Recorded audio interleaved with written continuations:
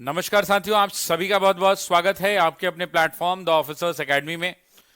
साथियों, बिना देरी किए हुए कक्षा की शुरुआत करेंगे और आप सब जानते हैं कि आज हम पिछली कक्षा में जहां रुके थे वहीं से आगे बढ़ेंगे। तो चलिए बिना देरी किए हुए क्लास को शुरू करते हैं और पिछली कक्षा में हम जहां रुके थे वहीं से आगे बढ़ेंगे साथियों।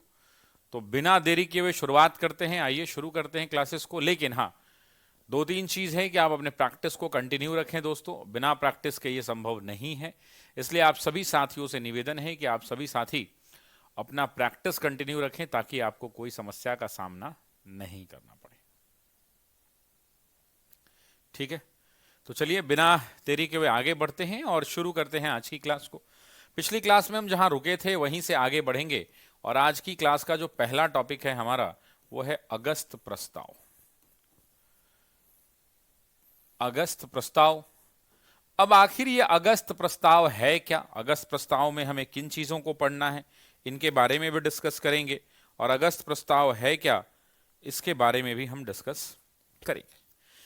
अगस्त प्रस्ताव को शुरू करने से पहले आपको पृष्ठभूमि के रूप में बस इतना बता देना चाहता हूं कि अगस्त प्रस्ताव के बारे में जब जब हम चर्चा करते हैं तो कई सारे सवाल जहन में आते हैं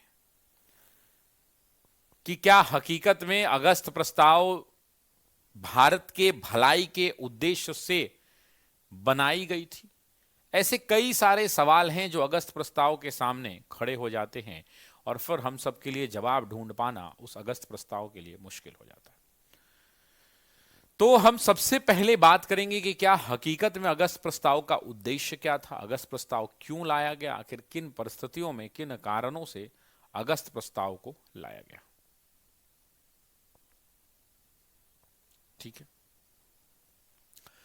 तो बिना देरी किए हुए बातों को रोकते हुए क्लास को शुरू करते हैं और आइए हम सब क्लास को देखते हैं। ठीक है, चलिए। आप सभी जानते हैं कि अगस्त प्रस्ताव मतलब अगस्त ऑफर है। अगस्त ऑफर की पृष्ठभूमि शुरू होती है, इस ऑफर को दिया कब गया, तो अगस्त प्रस्ताव की अगर हम बात करें तो अगस्त प्रस्ताव की पृष्ठभूमि साथियों शुरू होती है सेकेंड वर्ल्ड वॉर के टाइम पीरियड में। आप जानते हैं कि द्वितीय विश्व युद्ध चल रहा है। अब जब द्वितीय विश्व युद्ध की बात आती है, सेकेंड वर्ल्ड वॉर की बात आती है, तो द्वितीय विश्व युद्ध 1939 से लेकर 1945 तक चला। और आप जानते हैं कि द्वितीय विश्व युद्ध में जब ब्रिटेन जो है, यहां पर ब्रिटेन कमजोर पड़ रहा होता है, ब्रिटेन जो है कमजोर पड़ रहा होता है। और जब ब्रिटेन इस युद्ध में कमजोर पड़ रहा होता है तो अन्य देश जैसे चीन की बात कर लें, अन्य देश जैसे अमेरिका की बात कर लें, इन देशों का दबाव होता है, अमेरिका का दबाव पड़ता है। और दबाव इस बात के लिए पड़ता है कि भाई हम युद्ध हार जाएंगे, हम कमजोर पड़ रहे हैं, भाई युद्ध हार जाएंगे, हम कमजोर पड़ रहे हैं। वैसी स्थिति में निवेदन यह होता है कि आप लोग जल्द से जल्द भारत का साथ लीजिए। मतलब ब्रिटेन पर जो ये दबाव है, ये दबाव किस चीज का है? दबाव है कि भारत को युद्ध में शामिल करें, भारत को युद्ध में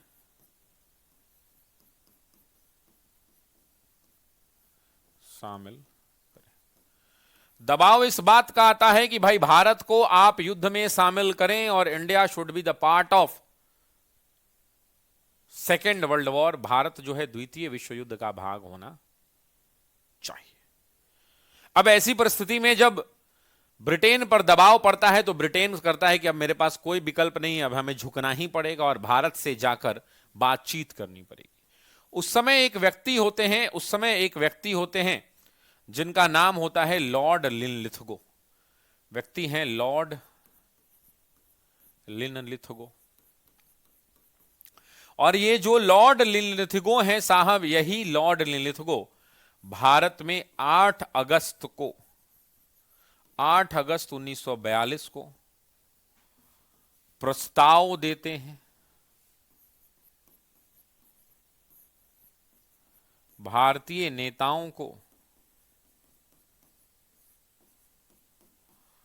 प्रस्ताव पेश करते हैं या प्रस्ताव देते हैं, प्रपोजल देते हैं, ऑफर देते हैं। एक तरह का भारत के नेताओं को क्या देते हैं? प्रस्ताव देते हैं, ऑफर देते हैं। और यही जो ऑफर है चूंकि ये ऑफर अगस्त के महीने में दिया जा रहा है, इसीलिए इस ऑफर को हम क्या कहते हैं? अगस्त ऑफर कहते हैं। इसीलिए हम इसको अगस्त ऑफर कहते हैं, यानी अगस्त प्रस्ताव कहते हैं।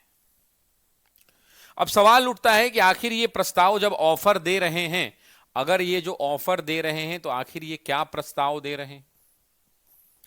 तो ये अंग्रेज के जो नेता हैं, सो कॉल्ड अंग्रेज हैं, लॉर्ड लिनलिथगो, वो लॉर्ड लिनलिथगो की जब हम बात करते हैं तो लॉर्ड लिनलिथगो एक बड़ी सीधी सरल बात करते हैं। और लॉर्ड लिनलिथगो कहते हैं, लॉर्ड लिनलिथगो कहते हैं, लॉर्ड लिनलिथगो कहते हैं, क्या कहते हैं लॉर्ड लिनलिथगो? ध्यान दीजिएगा। लॉर्ड लिनलिथगो कहते हैं कि हम भारत को डोमेनियन का दर्जा देंगे, भारत को डोमेनियन का दर्जा देंगे। अब जैसे ही ये बात होती है, भारत के नेता इसको रिजेक्ट करने चले जाते। दूसरे की ये बात कहते हैं कि वायसरॉय की कार्यकारी परिषद में, वायसरॉय की कार्यकारी परिषद में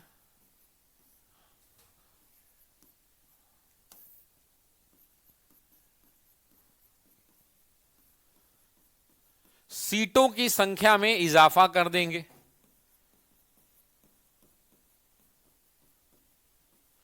मतलब कहने का तात्पर्य यह है कि भारतीयों की संख्या उस काउंसिल में बढ़ा देंगे। तीसरा ये कहते हैं कि युद्ध सलाहकारी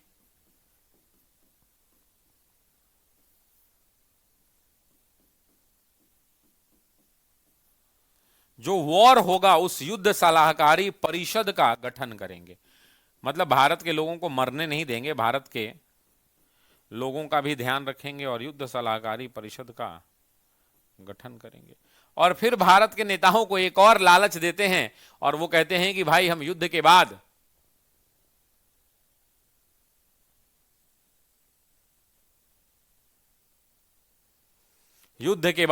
हम क्या करेंगे? तो संविधान निर्मात्री परिषद का गठन करेंगे।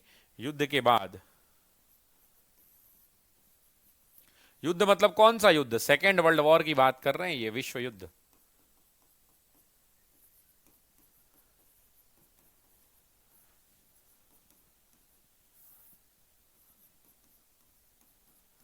युद्ध के बाद संविधान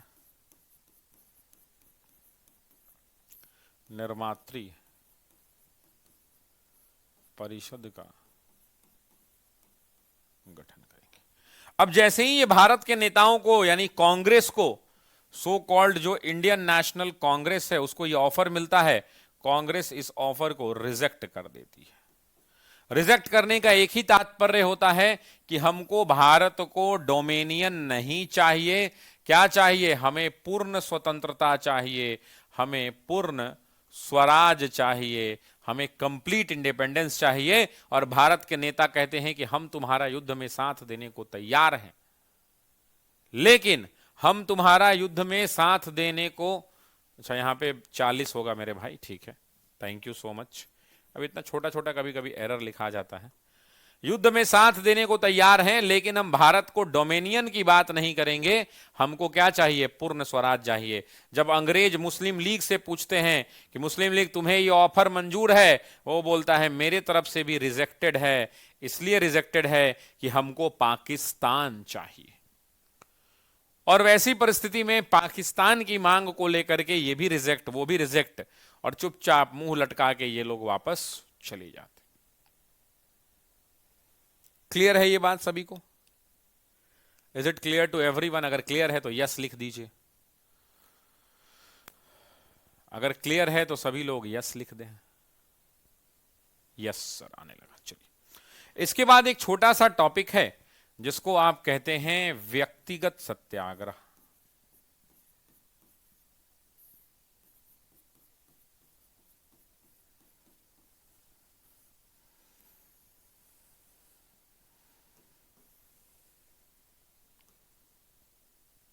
अब आइए व्यक्तिगत सत्याग्रह। व्यक्तिगत सत्याग्रह का मतलब होता है इंडिविजुअल सत्याग्रह। अब इसका उद्देश्य क्या था? बेसिकली इसकी शुरुआत की अगर आप बात करेंगे कि आखिर इसकी शुरुआत किसने की, तो साथियों इसकी शुरुआत की महात्मा गांधी ने।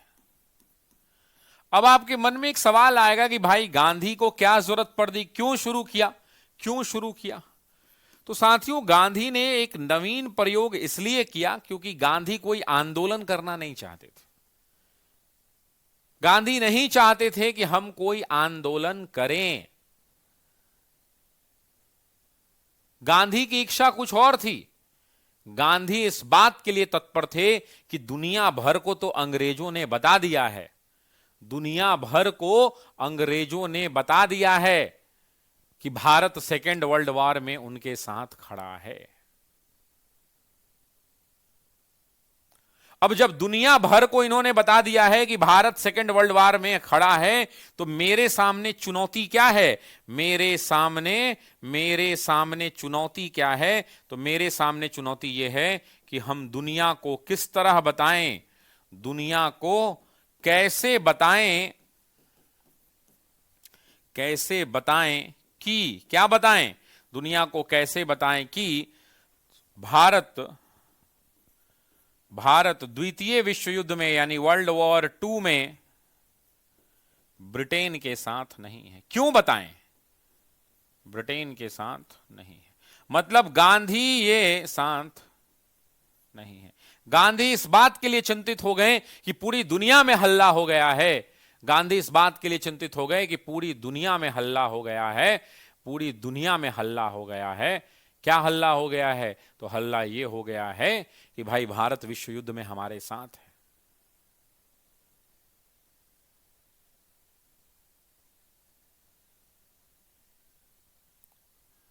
भारत युद्ध में हमारे साथ। तो हम आखिर दुनिया के देशों को कैसे बताएं कि नहीं नहीं ये अफवाह है, ये गलत खबर फैल रही है कि भारत जो है सेकेंड वर्ल्ड वॉर में ब्रिटेन की तरफ से युद्ध लड़ रहा है।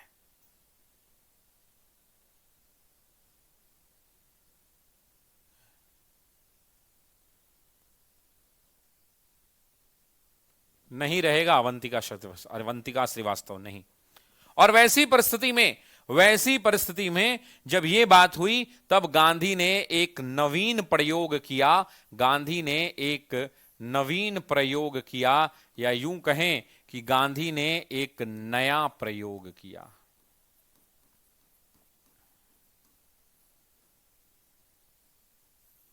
एक नया प्रयोग किया और एक अजीब तरह का नया सत्याग्रह, क्योंकि गांधी जानते थे कि अगर हम कोई आंदोलन करेंगे, गांधी जानते थे कि अगर कोई हम आंदोलन करेंगे इसका अंग्रेज दमन कर देंगे भाई। अगर कोई हम जो है कोई हम प्रोटेस्ट करेंगे शांतिपूर्ण तरीके से, उसका भी ये दमन करेंगे। अगर हम कोई विरोधी कार्य करेंगे, अगर कोई भी हम इनके कार्य के विरोधी कार्य करेंगे तो हमारा ये दमन कर देंगे। तो गांधी ने सोचा कि हम एक नया तरीका अपनाएं और गांधी ने व्यक्तिगत सत्याग्रह अपनाया, जिसमें एक मंच लगा दिया जाता था। उस मंच पर एक नेता बैठ खड़े हो जाते थे, एक माइक ले लेते थे और उस माइक के सामने में गांव के 20-25 लोग बैठे होते थे और इसी 20-25 लोगों के सामने ये भाषण अकेले देते थे। भाई अकेले दे रहे हैं तो कोई नेतागिरी तो हुई नहीं। और वैसी परिस्थिति में अकेले भाषण देते थे तो पुलिस भी गिरफ्तार नहीं करेगी कि भाई तुम नेता बन रहे हो तुम।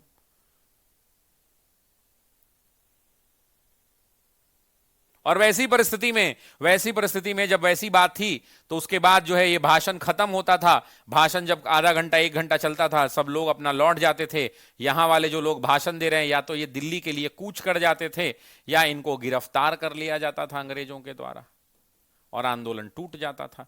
मतलब ये एक कह सकते हैं, एग्जाम में पूछता है कि यह एक सांकेतिक प्रदर्शन था। तो ये भी एक सही है। क्यों? गांधी चाहते तो आंदोलन कर देते, लेकिन आंदोलन का अंग्रेज लाठियों से, डंडों से मार पीट कर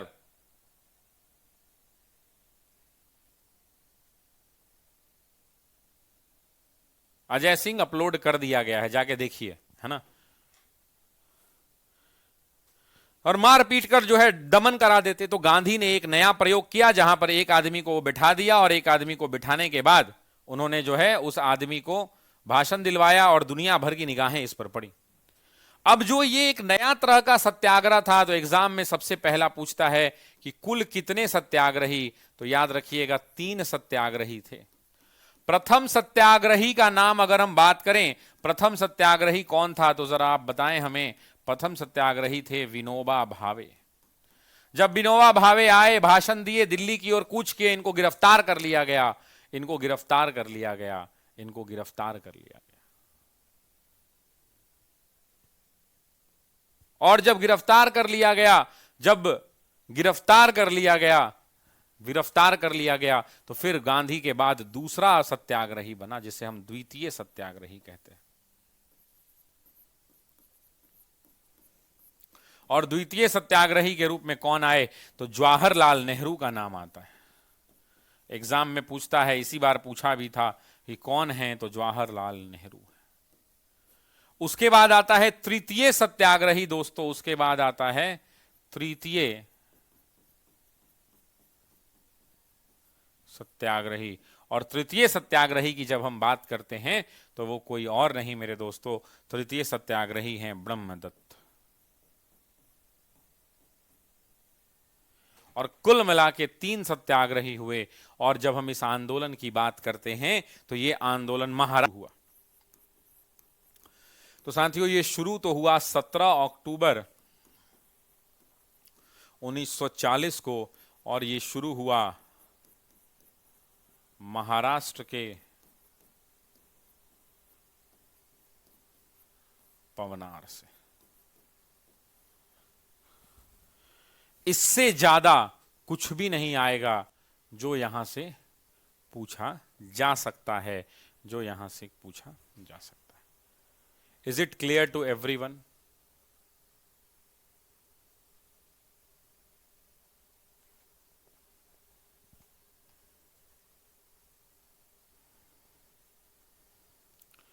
क्या ये क्लियर है सभी लोगों को?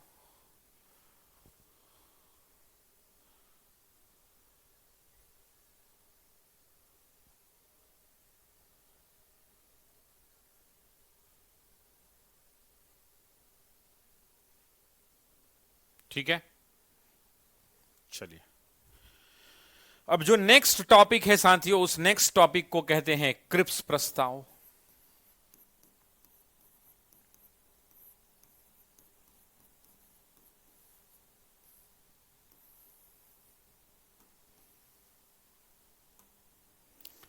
क्रिप्स प्रस्ताव की जब हम बात करते हैं, क्रिप्स प्रस्ताव, तो आखिर इसकी बात होती है कि आखिर ये क्रिप्स प्रस्ताव है क्या, क्यों आया।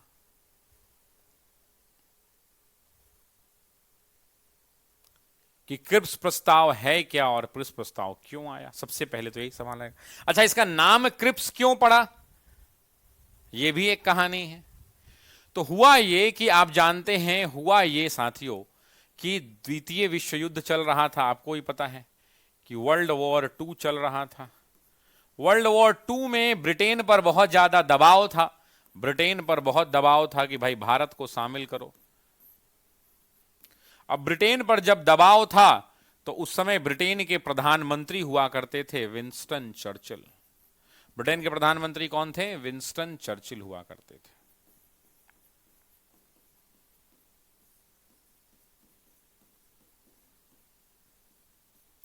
Winston Churchill. जब हम विंस्टन चर्चिल की बात करते हैं, तो इसके प्रधानमंत्री थे विंस्टन चर्चिल। और इसी विंस्टन चर्चिल ने सर स्टैंड फॉर क्रिप्स को भारत भेजा। इन्होंने सर स्टैंड फॉर क्रिप्स को भारत भेजा। अब एग्जाम में यहां पे 2-3 चीजें पूछी जाती हैं। पहली बात तो ये पूछता है कि इस भारत भेजने की घोषणा कितने तारीख को हुई, कि आखिर हम भारत भेज रहे हैं, इसकी घोषणा कब हुई। तो साथियों, इसकी घोषणा हुई 11 मार्च 1942 को। अब दूसरा है कि भारत कब आया। तो भारत आया, आप जानते हैं कि एक पाकिस्तान में पाकिस्तान दिवस मनाया गया था 23 मार्च को, याद है ना? उसी 23 मार्च के दिन, ये जो है 23 मार्च 1942 को भारत पहुंचा और उसके बाद ये वापस लंदन वापस चला गया क्योंकि बात नहीं बनेगी और ये लंदन वापस जाएगा। और जब ये लंदन वापस जाएगा तो वो तिथि होगी 11 अप्रैल को।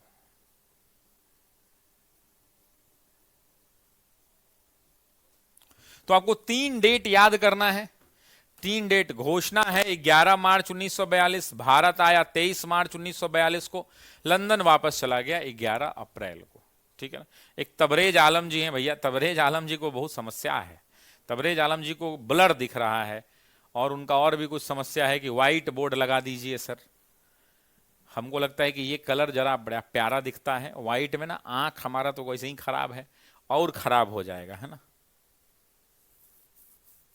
ठीक है, तो इसीलिए हमने आपको ये नहीं लगाया है।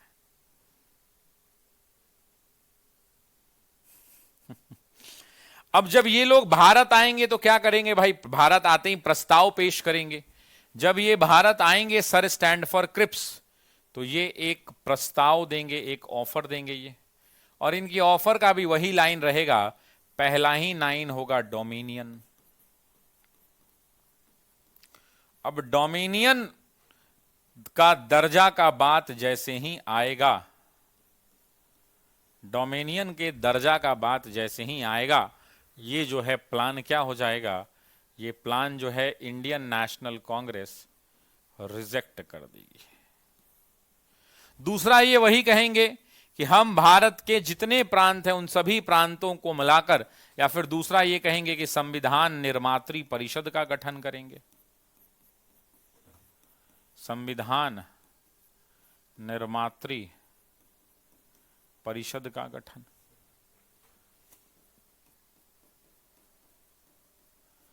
तीसरा ये क्या कहेंगे? तो तीसरा ये कहेंगे कि भाई भारत के सभी प्रांतों को मिलाकर भारतीय संघ की स्थापना करेंगे।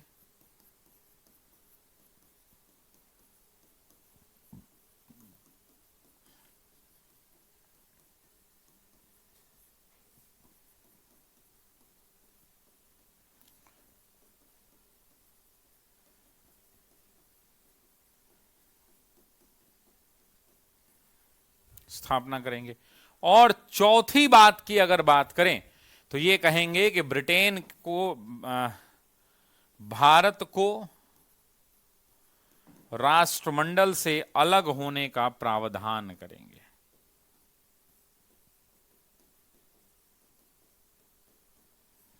ये सब बोलेगा हमको ये सब झुंझुनना नहीं चाहिए। भारत मामला कहां फंसेगा? मामला इस डोमिनियन पर फंसेगा और इसी मामले के कारण कांग्रेस कहेगी कि हम जो है, एक ही लाइन है कि हम जो है, कितने लोग लाइव हैं गुरुजी? आज बहुत कम लोग लाइव हैं, 24,900 कुछ लोग हैं, आज बहुत कम लोग हैं, है ना? डोमिनियन का मतलब मेरे हीरा बाबूजी एक हैं, वो पूछ रहे हैं डोमिनियन, एक क्लास में पढ़ा चुके हैं, आप देख लीजिएगा पीछे का वीडियो। डोमिनियन का मतलब होता है अधिराज्य का दर्जा, है ना? तो यहां पर कांग्रेस क्या करेगी? रिजेक्ट कर देगी। मुस्लिम लीग के पास बात जाएगा तो मुस्लिम लीग कहेगी कि हम भी रिजेक्ट करते हैं क्योंकि हमको चाहिए पाकिस्तान। हमको क्या चाहिए? पाकिस्तान चाहिए। हम भी इसको क्या करते हैं? रिजेक्ट करते हैं। तो कांग्रेस की तरफ से जो बड़े नेता थे, जो कांग्रेस की तरफ से बड़े नेता थे, वो नेता क्या कहते थे? कांग्रेस की तरफ से जो बड़े नेता थे, जो बातचीत कर रहे थे, मतलब जो ऑफिशियल क्या कहते हैं उसको, वार्ताकार थे, कांग्रेस के पूछता है के तरफ से वार्ताकार कौन है? तो भाई वार्ताकार कौन रहेगा? 1942 चल रहा है, 1942 में अधिवेशन तो होगा नहीं, और अधिवेशन अगर नहीं होता है तो जो अंतिम व्यक्ति, जो अध्यक्ष होता है वही अध्यक्ष रहता है। मौलाना अबुल कलाम आजाद हुआ करते थे। और यही व्यक्ति जब ऑफिशियली बात कर रहे थे क्रिप्स से, मामला रिजेक्ट कर दिया इन्होंने, और जब मामला रिजेक्ट हो गया तो यहीं पर महात्मा गांधी ने कहा था, यही जब मामला रिजेक्ट हो गया तो इसी क्रिप्स प्रस्ताव पर इसी क्रिप्स प्रस्ताव पर टिप्पणी करते हुए इसी क्रिप्स प्रस्ताव पर टिप्पणी करते हुए गांधी ने क्या कहा? तो गांधी ने कहा कि यह डूबते हुए बैंक का मतलब सॉरी यह डूबते हुए बैंक का पोस्ट डेटेड चेक है। यह पोस्ट डेटेड को उत्तर दिनांकित चेक है।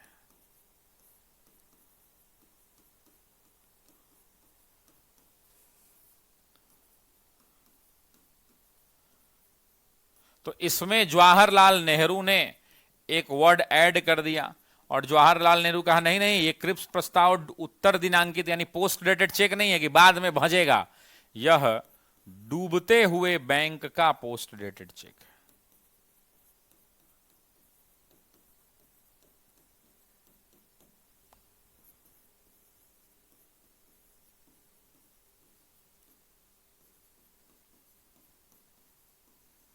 ये डूबते हुए बैंक का पोस्ट डेटेड चेक है। और उसके बाद जब यहां से सब कुछ ठीक ठाक नहीं चल रहा था तो स्टैंड फॉर क्रिप्स जो है जाते जाते स्टैंड फॉर क्रिप्स, ठीक है अमरिंदर प्रताप अमरजीत, ना ज्यादा आप कमेंटे कॉपी पेस्ट कर रहे हैं ना, मिजाज गड़बड़ हो जाता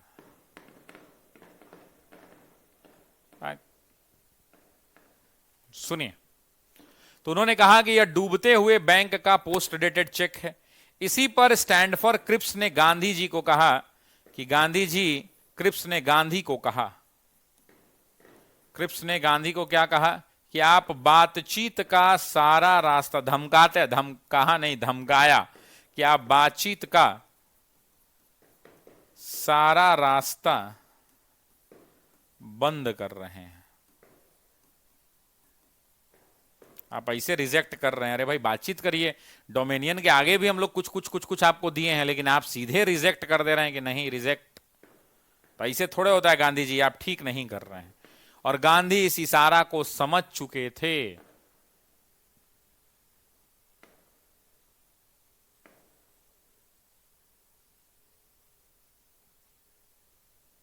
ठीक है, गांधी इस इशारा को समझ चुके थे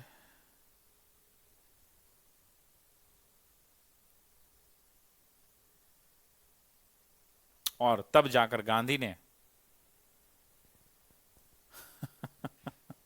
सोनम कह रही हैं सर आप मेरे साथ एग्जाम देने चलिएगा।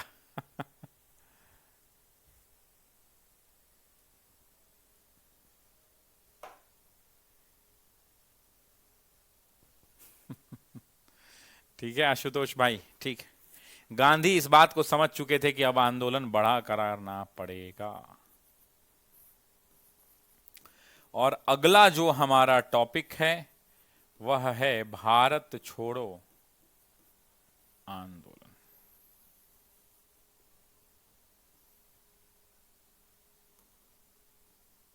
वो कौन सा टॉपिक है? भारत छोड़ो आंदोलन। ठीक है, मैं बैटरी एक बार चेंज कर लेता हूं।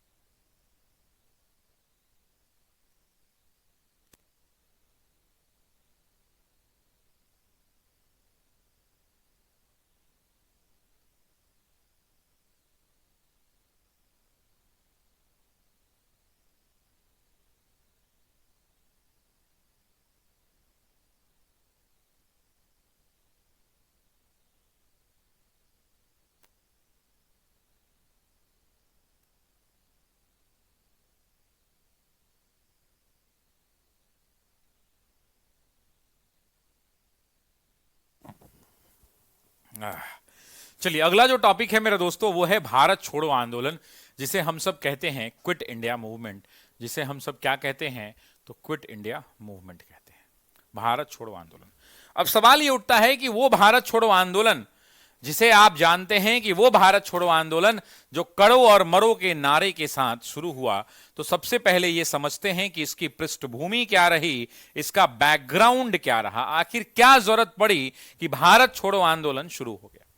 तो भारत छोड़ो आंदोलन की पृष्ठभूमि बस इतनी है कि क्रिप्स प्रस्ताव जो है, उस क्रिप्स प्रस्ताव की असफलता, क्रिप्स प्रस्ताव की असफलता ही कहीं, या क्रिप्स प्रस्ताव की के प्रतिक्रिया की असफलता के प्रतिक्रिया की असफलता के प्रतिक्रिया के रूप में देखा जाता है। क्योंकि जाते जाते आपको याद होगा, क्योंकि आपको याद होगा कि जाते जाते जाते जाते क्रिप्स ने कहा था, जाते जाते सर स्टैनफोर्ड क्रिप्स ने कहा था। और क्रिप्स ने क्या कहा था? क्रिप्स ने जाते जाते कहा था कि गांधी जी आप बातचीत का, गांधी जी आप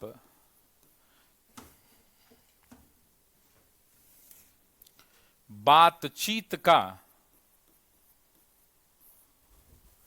बातचीत का सारा रास्ता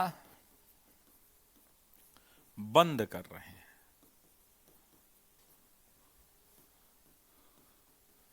और ये इशारा गांधी समझ चुके थे कि जब क्रिप्स हमको धमका रहा है कि आप बातचीत का सारा रास्ता बंद कर चुके हैं, तो इसी समय महात्मा गांधी ने कहा कि सुनो, हमको धमकी मत देना, हम देश के एक मुट्ठी गाली, एक मुट्ठी बालू से। इसी समय महात्मा गांधी ने एक स्टेटमेंट दिया। और महात्मा गांधी ने क्या कहा? महात्मा गांधी ने कहा कि मैं भारत के एक मुट्ठी बालू से, मैं, ये एग्जाम में पूछता है, ध्यान रखिएगा, भारत के एक मुट्ठी, भारत के एक मुट्ठी बालू से कांग्रेस से बड़ा आंदोलन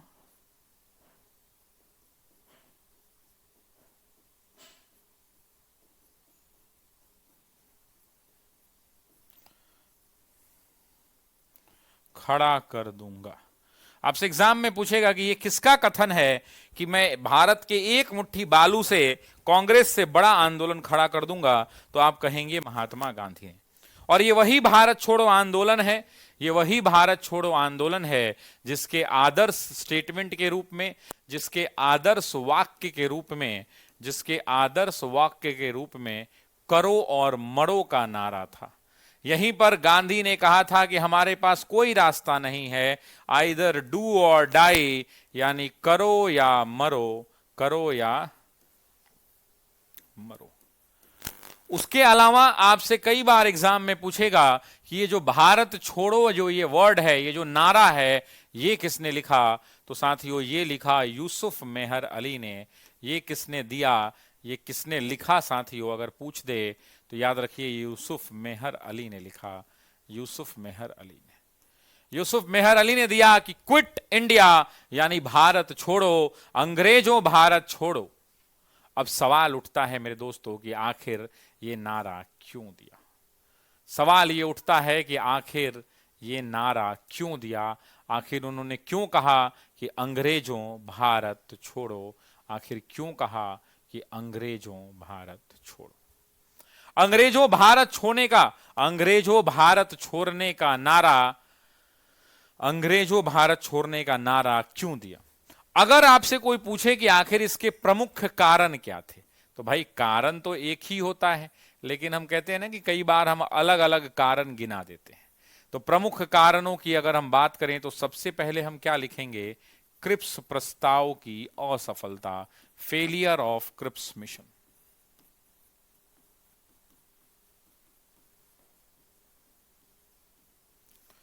दूसरे की अगर हम बात करें जो सेकंड है, तो हम ये लिख सकते हैं कि कहीं ना कहीं द्वितीय विश्व युद्ध चल रहा था, सेकेंड वर्ल्ड वॉर चल रहा था। भारत के लोगों में द्वितीय विश्व युद्ध था। जब द्वितीय विश्व युद्ध था तो देश की जो अर्थव्यवस्था थी, जो देश की इकोनॉमी थी, वो भारत के अंदर में इकोनॉमी की हालत बड़ी खराब हो चुकी थी।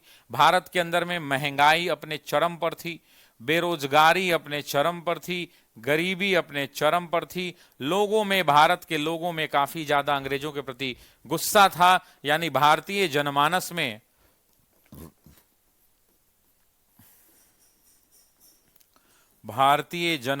में असंतोष की भावना थी।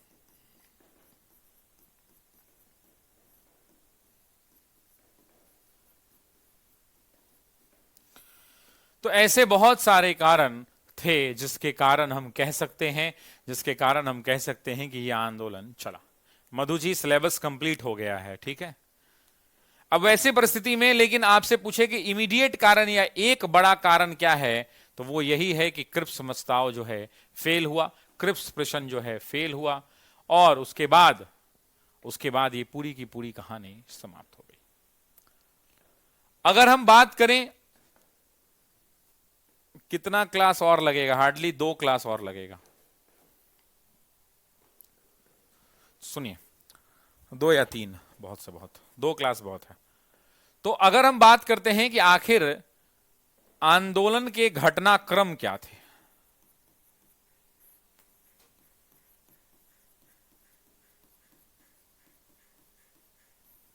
आंदोलन के घटनाक्रम कहने का मतलब क्या है?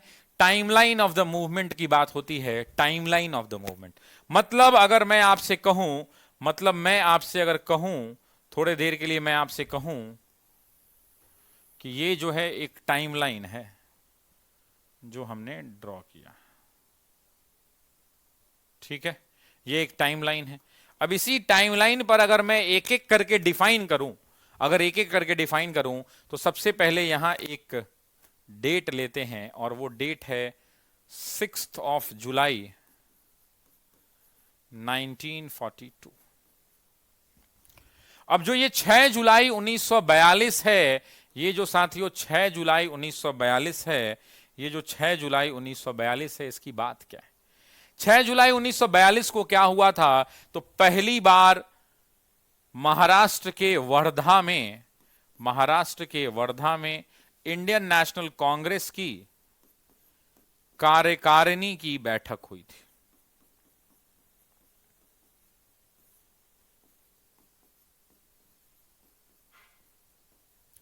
आईएनसी की कार्यकारिणी की बैठक हुई थी और वो डेट था साथियों 6 जुलाई 1942। और इस बैठक में चर्चा हुई कि आगे के हमारे कार्यक्रम क्या होने चाहिए। प्रयागराज जिंदाबाद था, प्रयागराज जिंदाबाद है और जिंदाबाद रहेगा मेरे भाई, है ना? ठीक है। नेक्स्ट अगर हम बात करें साथियों, तो इसके बाद जो टाइमलाइन आता है वो टाइमलाइन है 14 जुलाई का। 14 जुलाई 1942 साथियों, 14 जुलाई 1942 को फिर एक सप्ताह के बाद ये लोग दोबारा मिलते हैं और भारत छोड़ो आंदोलन के प्रस्ताव जो है वो पारित होता है। और यहीं पर यानी ये भी मीटिंग जो होती है वर्धा में होती है। वर्धा में क्विट इंडिया मूवमेंट यानी QUIM, क्विट इंडिया मूवमेंट यानी भारत छोड़ो आंदोलन का प्रस्ताव साथियों पारित होता है। उसके बाद बात आगे बढ़ती है और एक डेट आता है जिसे आप सब प्यार से क्या कहते हैं? तो जिसे आप सब प्यार से 8 अगस्त 1942 कहते हैं। यह 8 अगस्त 1942 भारतीय राष्ट्रीय आंदोलन का अंतिम बृहत आंदोलन की शुरुआत, लार्जेस्ट मूवमेंट जिसको कहते हैं अंतिम बृहत आंदोलन, इसकी शुरुआत थी। 8 अगस्त 1942 के दिन बॉम्बे में यह बैठक होती है ग्वालियर टैंक मैदान में। बॉम्बे के ग्वालियर टैंक मैदान,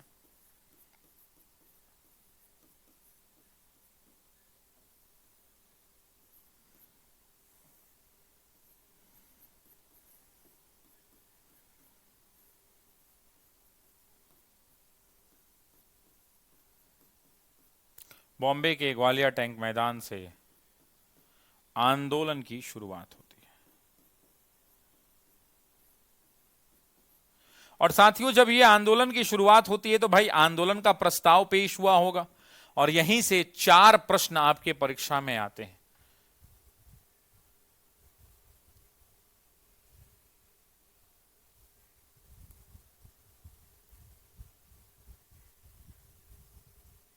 चार प्रश्न। पहला प्रश्न यह आता है कि आखिर ये भारत छोड़ो का पहला क्वेश्चन यही आता है कि प्रारूप किसने तैयार किया। तो प्रारूप तैयार किया साथियों महात्मा गांधी, और गांधी अकेले नहीं थे, गांधी को सहयोग किया जवाहरलाल नेहरू और मौलाना अबुल कलाम आजाद। जवाहरलाल नेहरू और मौलाना अबुल कलाम आजाद ने।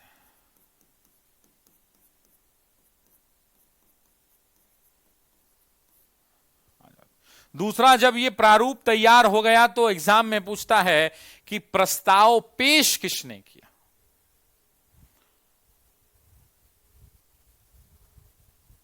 प्रस्ताव पेश किसने किया? तो साथियों प्रस्ताव पेश किया, सभी लोग कमेंट करें, जवाहरलाल नेहरू, क्योंकि एग्जाम में गलत हो जाता है।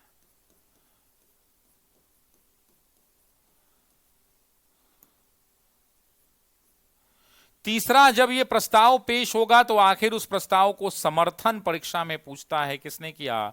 तो हम सबके बृहद बड़े मजबूत नेता सरदार वल्लभ भाई पटेल।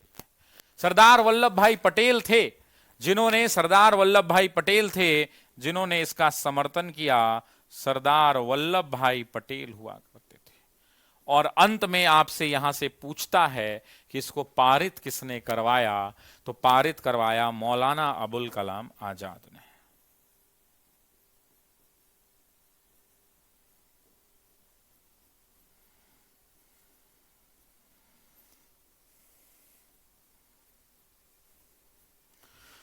तो ये टाइमलाइन है, जो टाइमलाइन चलता है, ये वो टाइमलाइन है जहां पर 6 जुलाई, 14 जुलाई, 8 अगस्त। अब 8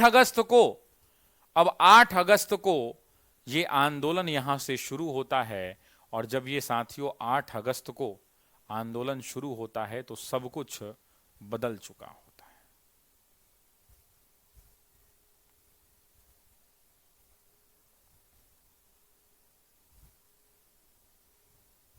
सब कुछ बदल चुका होता है जब ये आंदोलन शुरू होता है तो ठीक है। और उसके बाद जैसे ही ये 8 तारीख को आंदोलन शुरू होता है, 8 तारीख की रात में साथियों एक ऑपरेशन चलता है जो हमारे टाइमलाइन पे चौथे नंबर पर आता है, और उसे हम कहते हैं ऑपरेशन 0 आवर।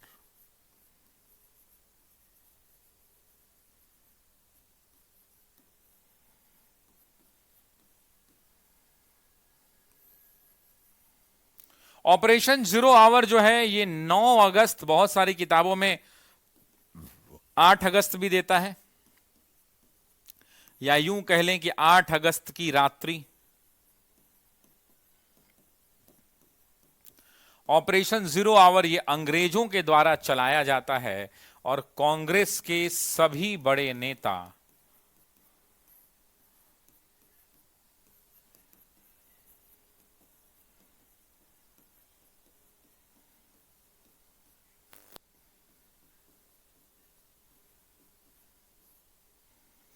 गिरफ्तार कर लिए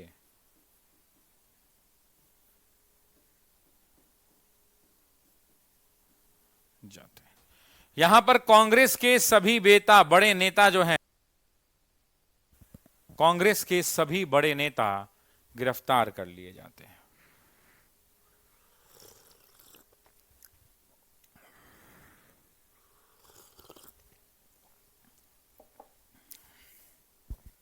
एक मेरे भाई पूछ रहे हैं कि इस समय भारत का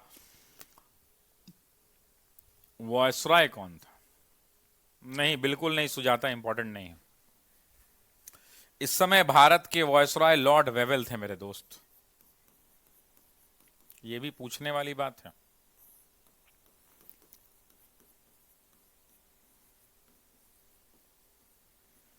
नंबर 1।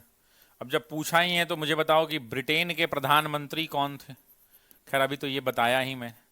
ब्रिटेन के पीएम चर्चिल थे। कब से कब तक? तो 40 से 45 तक। तीसरा, ब्रिटेन के पीएम के बाद थर्ड आइए। थर्ड और क्या पूछ सकता है आपसे यहां से? बस कुछ नहीं, ये दो चीजें यहां से पूछी जा सकती हैं।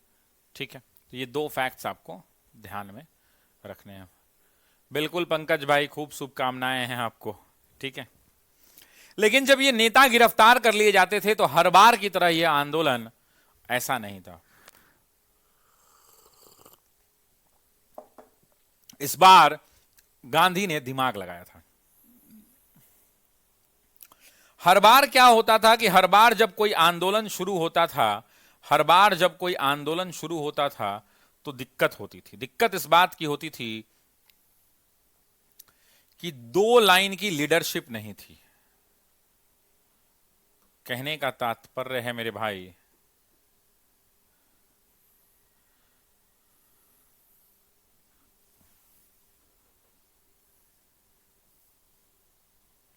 मैं आपको समझाता हूं, पहले ये समझिए। गांधी ने इस बार टू लाइन लीडरशिप का कॉन्सेप्ट दिया था। इसको क्या कहते थे? Two line leadership. कहने का तात्पर्य है कि गांधी जानते थे कि कोई भी आंदोलन होता है तो यहां पे जो आगे के फ्रंटलाइन लीडर्स होते हैं, गांधी, नेहरू, टैगोर, वो लोग नेतृत्व कर रहे होते हैं और पुलिस आती है और पुलिस इन लोगों को क्या कर लेती है? तो पुलिस इन लोगों को गिरफ्तार कर लेती है और वैसी परिस्थिति में ये लोग गिरफ्तार करके जेल भेज दिए जाते हैं और आंदोलन समाप्त हो जाता है। पुलिस आई और पुलिस ने लोगों को गिरफ्तार कर लिया और गिरफ्तार करने के बाद उनको जेल भेज दिया। अब गांधी, नेहरू, टैगोर, बड़े बड़े नेता गिरफ्तार हो गए तो कहानी खत्म हो गया।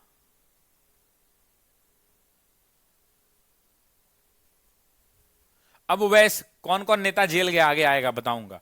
तो इस बार गांधी ने कहा कि इस बार ऐसा नहीं करना है। अगर ये जो फ्रंटलाइन लीडरशिप है, ये जो फ्रंट लाइन लीडरशिप है, ये जो लीडरशिप है मेरे दोस्तों, इसको क्या कहते हैं? तो इसको कहते हैं फ्रंट लाइन लीडरशिप।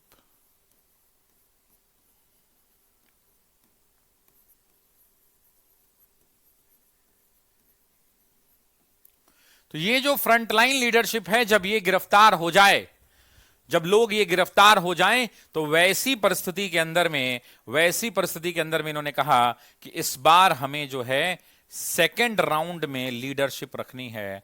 इस बार हमें क्या करना है? तो इस बार एक भूमिगत होकर सेकेंड राउंड लीडरशिप रखनी है, सेकेंड लाइन लीडरशिप। ये जो नेतृत्व होगा,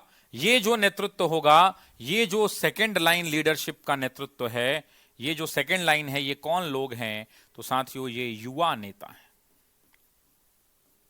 युवा नेता है। और युवा नेता को इन्होंने कहा कि जब हम गिरफ्तार हो जाएं, जब फ्रंट लाइन लीडरशिप जो है, फ्रंट लाइन लीडरशिप की गिरफ्तारी हो जाए, इनकी जब गिरफ्तारी हो जाए तो वैसी परिस्थिति में जब हमारी गिरफ्तारी हो जाए, तो वैसी परिस्थिति में जो ये युवा नेता हैं, ये जो है भूमिगत आंदोलन चलाएं, अंडरग्राउंड।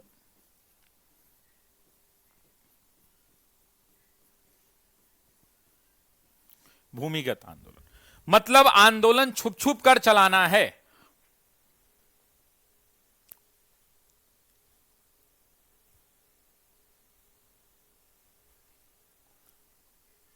कहने का तात्पर्य यह है कि इस बार गांधी गलती करने के मूड में नहीं थे।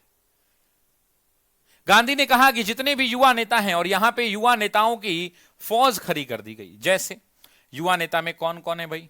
तो युवा नेताओं की जब हम बात करते हैं, तो यहां पे युवा नेता में अगर हम बात करें तो सबसे पहला जो नाम आता है वो राम मनोहर लोहिया का आता है।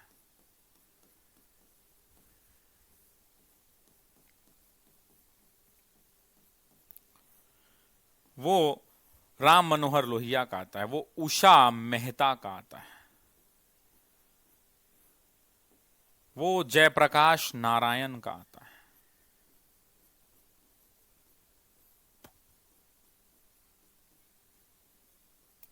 वो अच्युत पटवर्धन का आता है।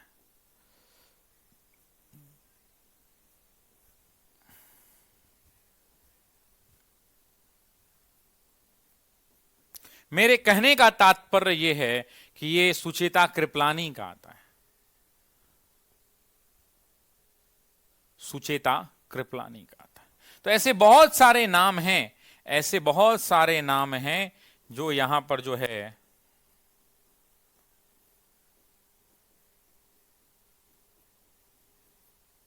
आगे चलता है। और इस प्रकार से ये आंदोलन की शुरुआत होती है। जब गांधी वहां पहुंचते हैं तो गांधी जब 7 अगस्त की रात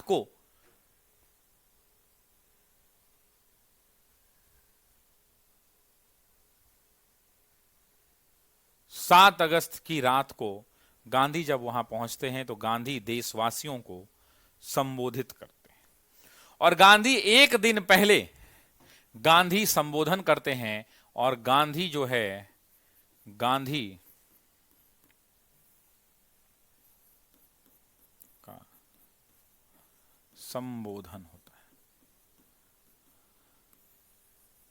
और साथियों, जब गांधी का संबोधन होता है तो गांधी सबसे पहली बात यही कहते हैं कि आंदोलन क्या होना चाहिए, अहिंसक होना चाहिए।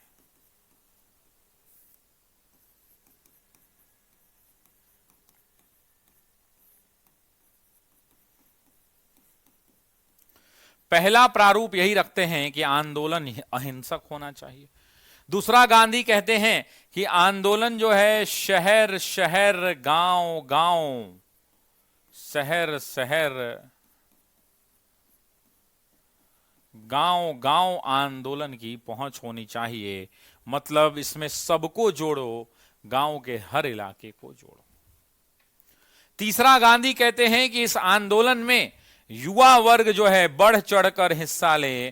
गांधी कहते हैं कि युवा वर्ग हिस्सा ले। चौथा, गांधी निवेदन करते हैं कि महिलाओं की हिस्सेदारी होनी चाहिए और गांधी कहते हैं कि महिला वर्ग इसमें हिस्सा ले। पांचवी बात, गांधी कहते हैं कि देखो भाई, सरकारी संपत्ति का नुकसान नहीं करना है, क्योंकि रेलवे रोडवेज सब हमारी है, ये सरकार के पैसे से नहीं, ये हमारी पैसे से बनाई गई संपत्ति है। सरकारी संपत्ति का नुकसान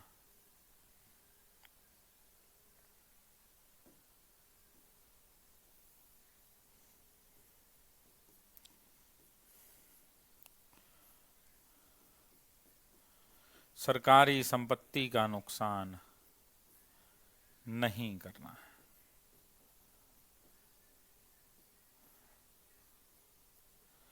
उसके अलावा अगर हम बात करें तो गांधी और आह्वान करते हैं कि अगर नमक कर फिर से लगा दिया जाए तो उसका विरोध करो।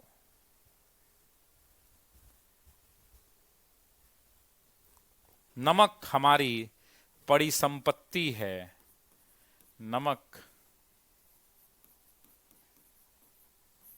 हमारी परिसंपत्ति है, कर लगाने पर विरोध करो। दूसरा, गांधी कहते हैं कि जितने भी तटीय इलाके हैं, जितने भी तटीय इलाके, अच्छा हाँ, वो बड़ी बात की, अगर शीर्ष नेता गिरफ्तार हो जाएं, अगर शीर्ष नेता गिरफ्तार हो जाएं तो युवा नेता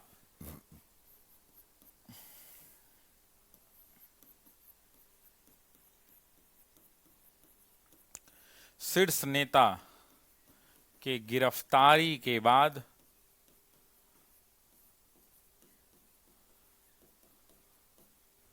युवा नेता भूमिगत होकर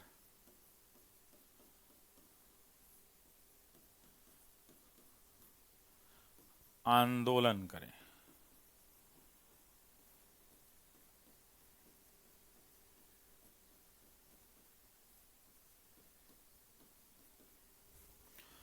उसके बाद अगर बात करें तो कहते हैं कि सरकारी नौकरी आप मत छोड़ें। अगर सैनिकों को कहे तुम भारत के लोग हो, तुम भले अंग्रेजी सेना में काम कर रहे हो लेकिन तुम भारत के हो, भारत के सैनिक भारतीयों पर गोली चलाने से मना कर दें, सबसे बड़ी बात।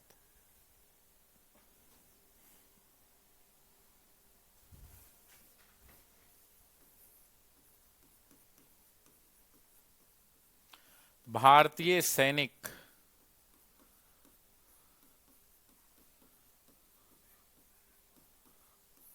भारतीयों पर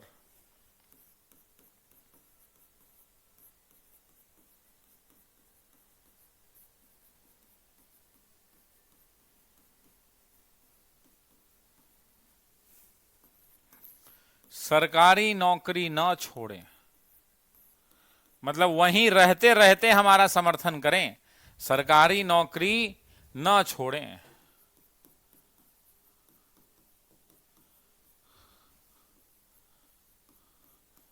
वहां रहते हुए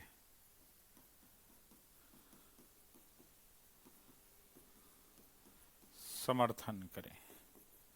10वीं बात इन लोगों ने कही कि छात्र पढ़ाई तभी छोड़ें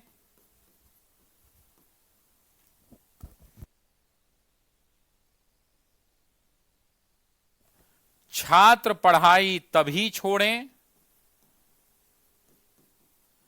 छात्र पढ़ाई तभी छोड़ें जब वो दृढ़ संकल्पित हों,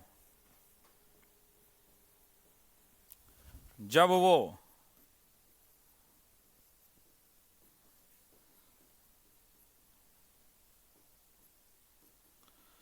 वो दृढ़ संकल्पित हों कि आजादी मिलने तक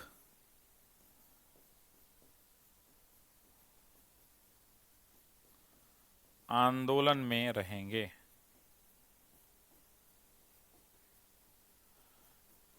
मतलब ऐसा नहीं कि आप छोड़ दें और उसके बाद ऐसा चलता रहे, आप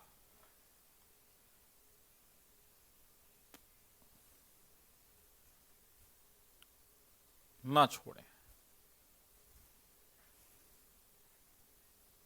ऐसे करके बहुत सारी अन्य भी बहुत सारी बातें थी।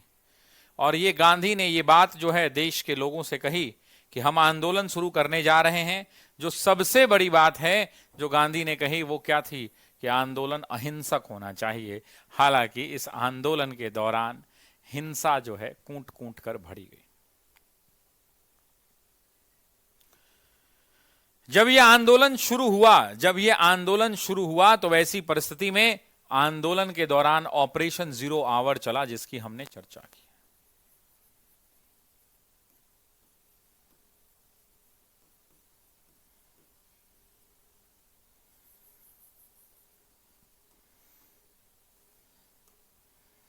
और जब ऑपरेशन 0 आवर चला तो इसके तहत 2 बड़े काम हुए।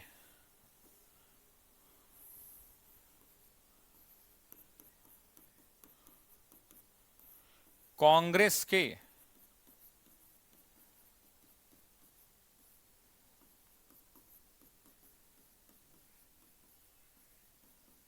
नेताओं की गिरफ्तारी और दूसरा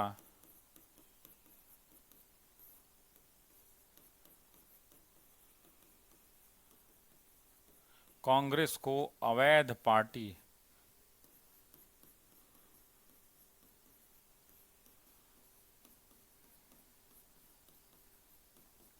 घोषित किया गया कि कांग्रेस एक इल्लीगल पॉलिटिकल पार्टी है। अजय कुमार सिंह हमने चेक कर लिया, बस वही उपलब्ध हो पाएगा। ठीक है, अब आप शांत हो जाइए। आप बहुत ज्यादा कमेंट कर रहे हैं, इतना ज्यादा कमेंट कर रहे हैं कि थोड़ा एनोइंग लग रहा है। ठीक है, पढ़ाने दीजिए ना।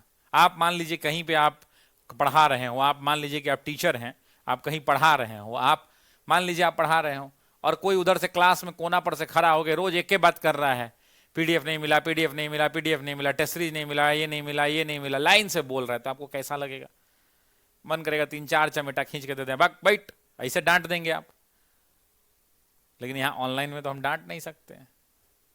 तो आपसे बस इतना ही निवेदन है मेरे भाई कि पढ़ाने दीजिए यार, डिस्टर्ब हो रहा है। आप अच्छे विद्यार्थी हैं, पढ़ाने दीजिए, बस इतना ही कहेंगे। जब यहां पर बात चली तो यहां पर लोगों की गिरफ्तारियां हुई, और गिरफ्तारियां में सबसे पहले हम 3 लोगों का नाम लेंगे।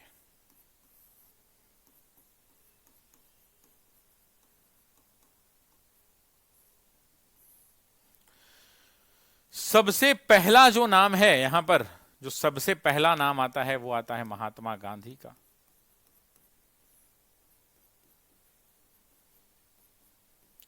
महात्मा गांधी के साथ इनकी पत्नी कस्तूरबा गांधी का,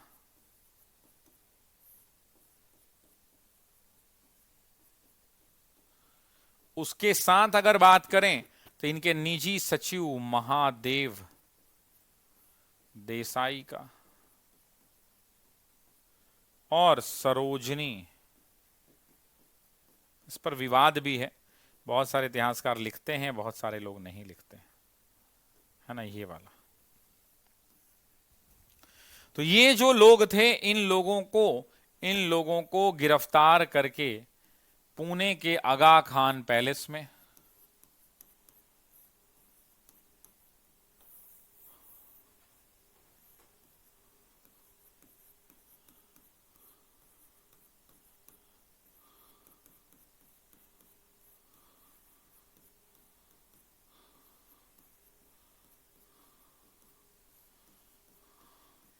पुणे के आगा खां पैलेस में नजरबंद कर दिया गया, मतलब नजर के सामने बंद।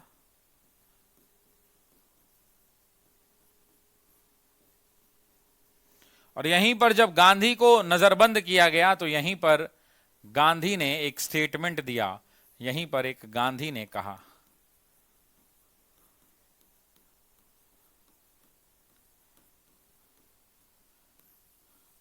गांधी ने कहा कि हम भारत को या तो आजाद कराएंगे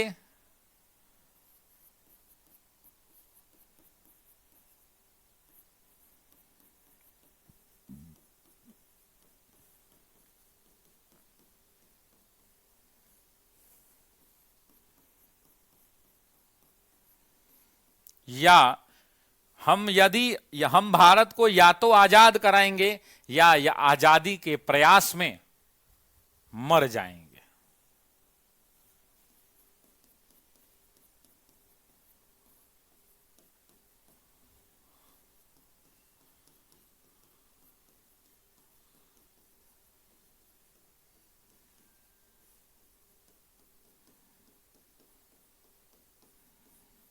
या आजादी के प्रयास में दिवंगत हो जाएंगे। तो ये 3 लोग तो यहां देखें कि इनको कहां कहां कैद किया गया। इसके अलावा अगर हम बात करें तो यहां पे आते हैं, चौथा नाम आएगा जयप्रकाश नारायण का।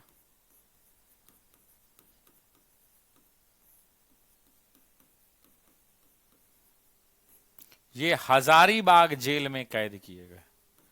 कौन से जेल में? हजारीबाग जेल में। जब ये कैद हुए तो वहां से 8 नवंबर 1942 को राम वृक्ष बेनीपुरी की सहायता से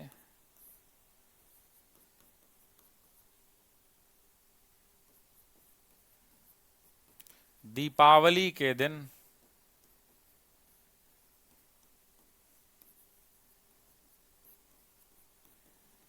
जेल से भागे।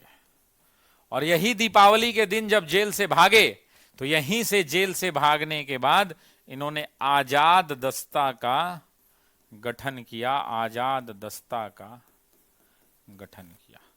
यह आजाद दस्ता एक 15 सदस्यीय टीम थी जो छापामार युद्ध में ट्रेंड थी, छुप छुप के मारती थी। खैर, दूसरी बात कर लें। इसके अलावा मौलाना अबुल कलाम आजाद,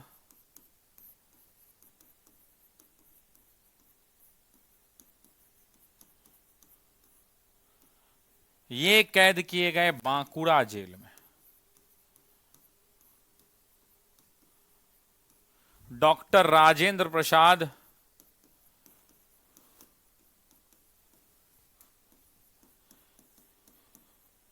श्री कृष्ण सिंह,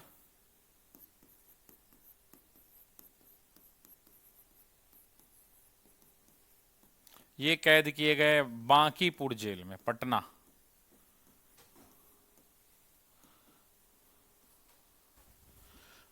और जो मतलब कांग्रेस के अन्य नेता थे,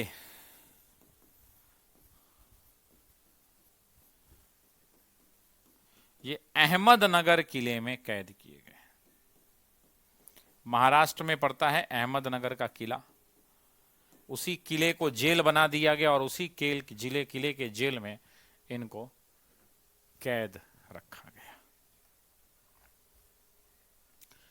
और इस प्रकार से आंदोलन चलता रहा और आंदोलन जो है विभिन्न चरणों से होकर गुजरेगा। तो अब अगला जो स्लाइड हम देखेंगे, बिल्कुल विकास भाई आशीर्वाद है आपको, खूब आशीर्वाद है, खूब फलिए फूलिए कूदिए, आगे बढ़िए, और कुछ कहें तो वो भी कहिए।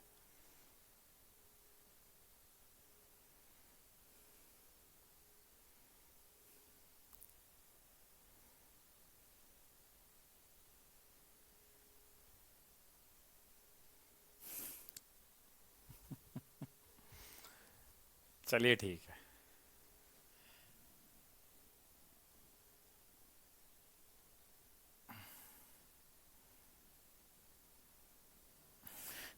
मीनाक्षी जी आप जो हैं बहुत इंटेलिजेंट है ना। कई बार अनाउंसमेंट किए जा चुके हैं, अब इसमें कुछ भी नहीं हो सकता है। आइए, तो अब आंदोलन के विभिन्न चरणों की बात करेंगे।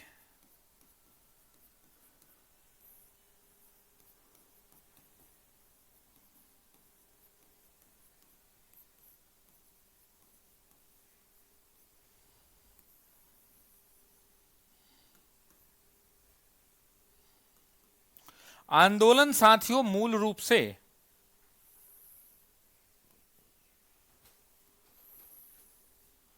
तीन चरणों में विभाजित है। प्रथम चरण की जब हम बात करते हैं तो ये शहरी क्षेत्रों तक है।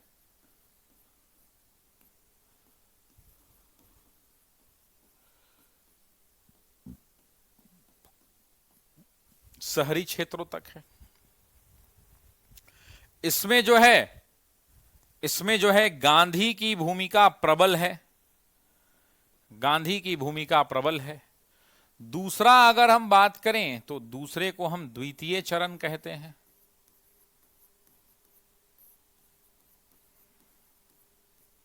ये जो है ग्रामीण स्तरों पर है और यहां पर युवा नेतृत्व है, या यूं कहें युवा नेतृत्व से ये कह सकते हैं कि क्षेत्रीय विस्तार है इसका।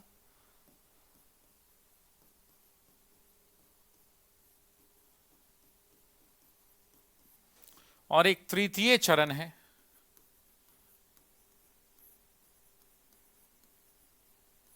और तृतीय चरण की बात करें तो ये भी ग्रामीण स्तर पे ही है और यहां पर, या यूं कहें कि शहरों में भी है, और यहां पर युवा नेतृत्व है। यहां पर युवा नेतृत्व है। अब जब इतनी सारी बात आ जाती है तो एक एक करके चरणबद्ध तरीके से समझेंगे कि प्रथम चरण की क्या कहानी है।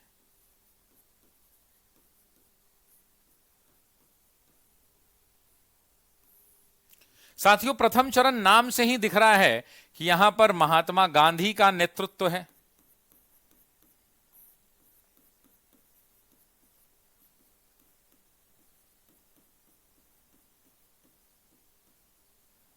सबसे पहली बात, महात्मा गांधी का नेतृत्व है।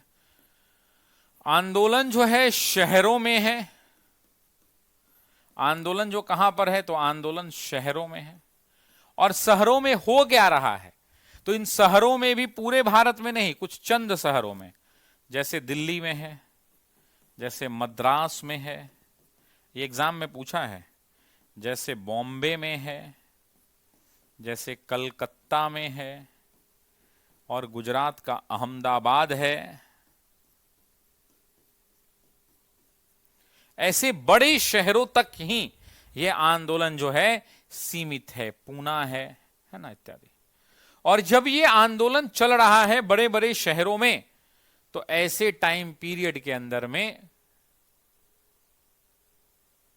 सड़कों पर आंदोलन हो रहे हैं। अब इसमें हो क्या रहा है जी, इनके कार्यक्रम क्या है? इनके कार्यक्रम क्या है? इनके कार्यक्रम में सड़कों पर आंदोलन हो रहे हैं।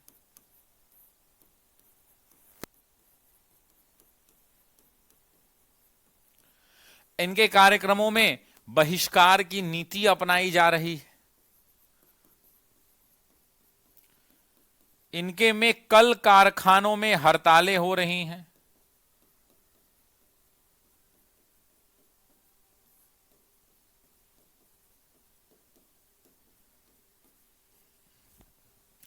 इनके में थोड़ा बहुत हिंसक गतिविधियां भी हो रही हैं, सरकारी संपत्तियों को नुकसान पहुंचाया जा रहा है।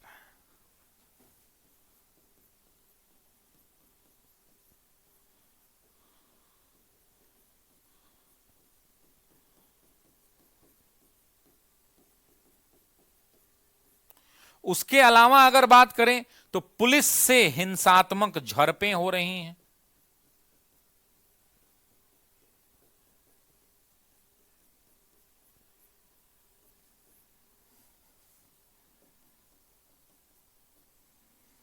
पुलिस से हिंसात्मक झड़पें हो रही हैं।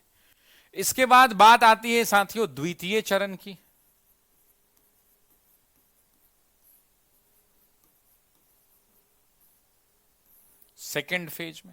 सेकेंड फेज में एक अजीब प्रक्रिया हो रही है।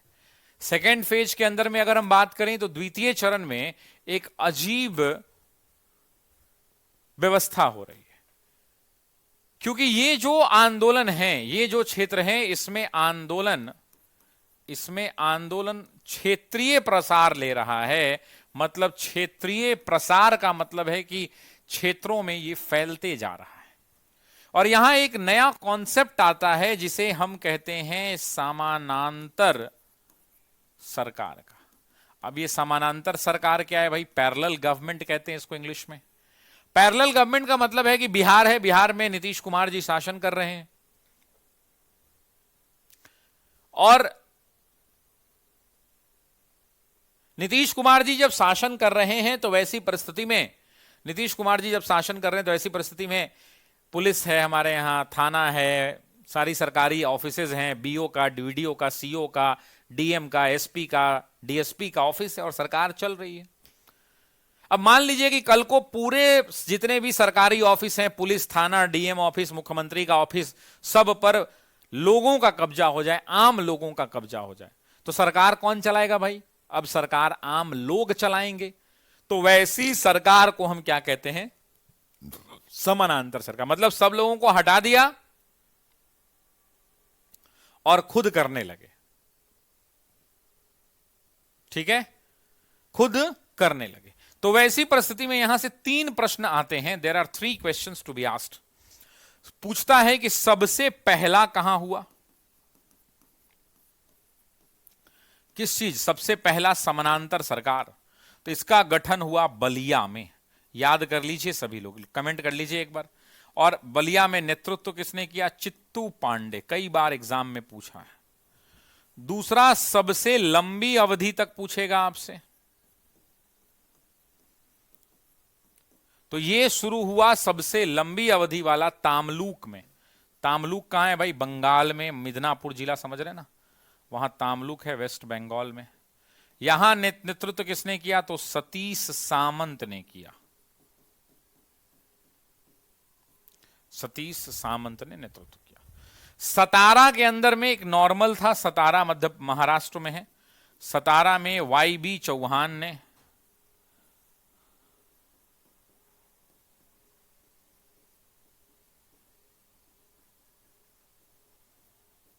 वाई.बी. चौहान।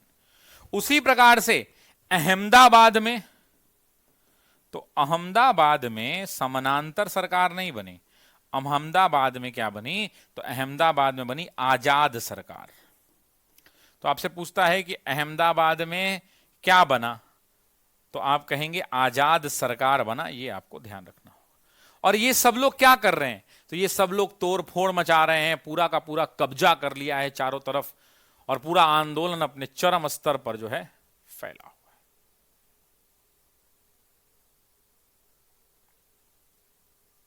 ठीक है, आंदोलन अपने चरम स्तर, चमर नहीं, चरम स्थल पे फैला हुआ है।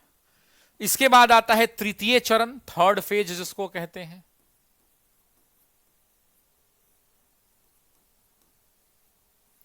और तृतीय चरण में साथियों, तृतीय चरण में तो पूरा का पूरा कहानी बदल जाता है।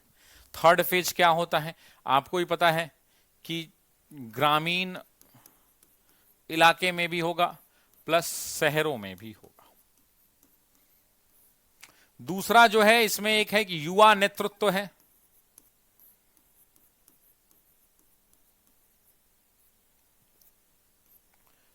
युवा नेतृत्व है। और तीसरी बड़ी बात है कि ये आंदोलन जो है भूमिगत आंदोलन है। भाई गांधी ने कहा था कि भूमिगत होकर छुप छुप कर आंदोलन चलाना, हम लोग जब गिरफ्तार हो जाएं तो।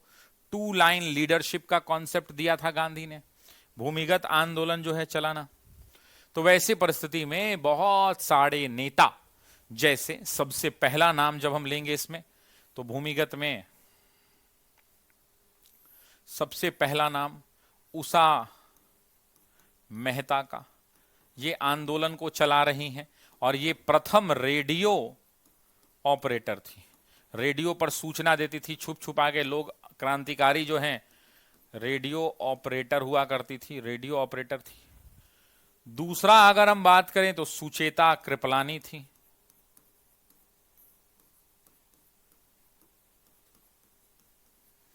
अरुणा आसफ अली थी।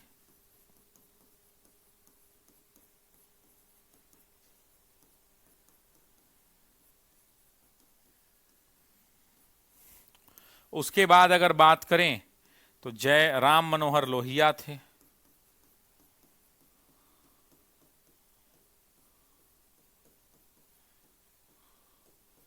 उसके बाद बात करें अच्युत पटवर्धन थे।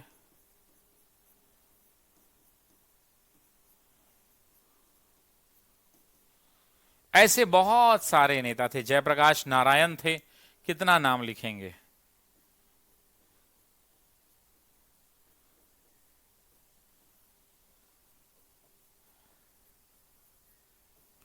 जयप्रकाश नारायण थे, ऐसे बहुत सारे नेता थे जो धीरे धीरे छुप छुप कर आंदोलन को चलाते थे।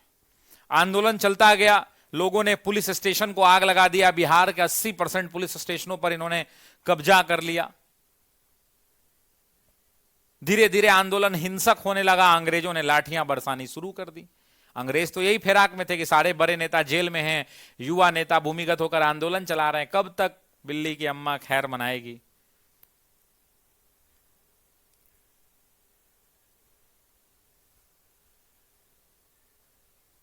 और वैसी परिस्थिति के अंदर में आंदोलन जो है धीरे धीरे धीरे धीरे हिंसक होने लगा। गांधी जेल में ही थे।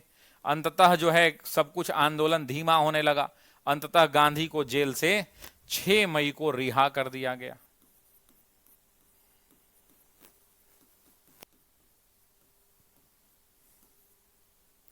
और बिहार के अंदर में अगर बात करें तो सबसे ज्यादा बिहार और संयुक्त प्रांत ही सबसे ज्यादा इंपैक्टेड एरिया था, सबसे ज्यादा प्रभावित था। आंदोलन प्रभावित अगर हम बात करें, आंदोलन में प्रभावित अगर, या फिर यूं कहें कि क्विट इंडिया मूवमेंट में अगर सबसे ज्यादा प्रभावित इलाका, और बिहार में भी मुंगेर जो है सबसे ज्यादा प्रभावित था। गांधी 6 मई 1944 को रिहा हो गए।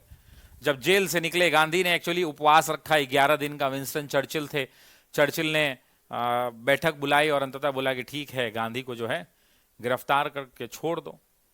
और जब गिरफ्तार करके गांधी को यहां पे रिहा किया गया, जब गांधी को रिहा किया गया तो उस दिन एक पत्रकार हुआ करते थे जो पूरे क्विट इंडिया मूवमेंट में गांधी के साथ थे।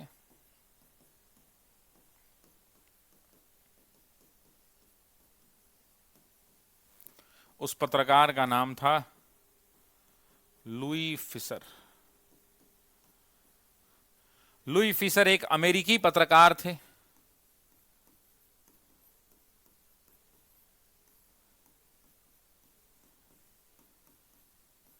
और ये अमेरिकी पत्रकार थे क्विट इंडिया मूवमेंट के अंदर में, जिनका नाम था लुई फिशर।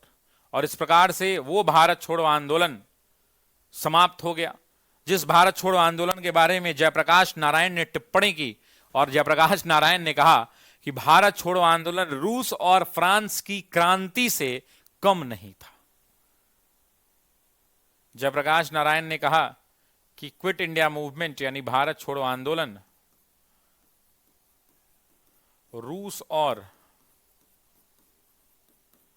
फ्रांस की क्रांति से कम नहीं था। यह स्टेटमेंट किसी और का नहीं बल्कि बिहार के जयप्रकाश नारायण का। इसी पर टिप्पणी करते हुए सरदार पटेल ने कहा था कि भारत छोड़ो आंदोलन एक अद्वितीय आंदोलन था। गुरुजी, वेब मिलर कौन था? वेब मिलर भी अमेरिकी पत्रकार था, लेकिन वो पत्रकार सविनय अवज्ञा आंदोलन में गांधी के साथ था। ठीक है ना? एग्जाम में पूछता है मैच द फॉलोइंग में कि पत्रकार किसमें, ही पत्रकार किसमें, तो वेब मिलर और इसमें कंफ्यूज नहीं होइएगा। किसने कहा कि क्विट इंडिया मूवमेंट एक भारत छोड़ो आंदोलन एक अद्वितीय आंदोलन था?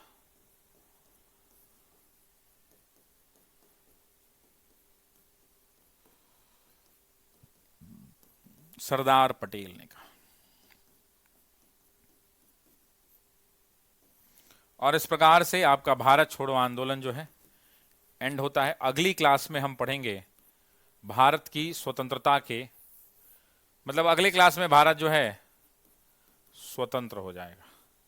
अगले क्लास में भारत को आजाद करा देंगे और फिर उसके अगले क्लास में जो टॉपिक्स हैं उनको कवर करके आपसे विदा लेंगे।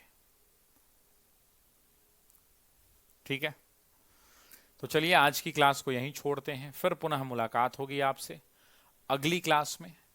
तब तक के लिए अगर कोई डाउट है तो आप पूछ सकते हैं, अन्यथा आज इस क्लास को यहीं विरमित करते हैं। जी, यहां पर पत्रकार लुई फिशर था और सविनय अवज्ञा आंदोलन में वेब मिलर हुआ करता था। ठीक है,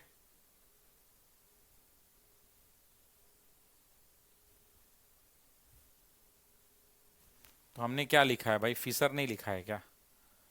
ठीक तो लिखा है यहां पे, फिशर ही तो था।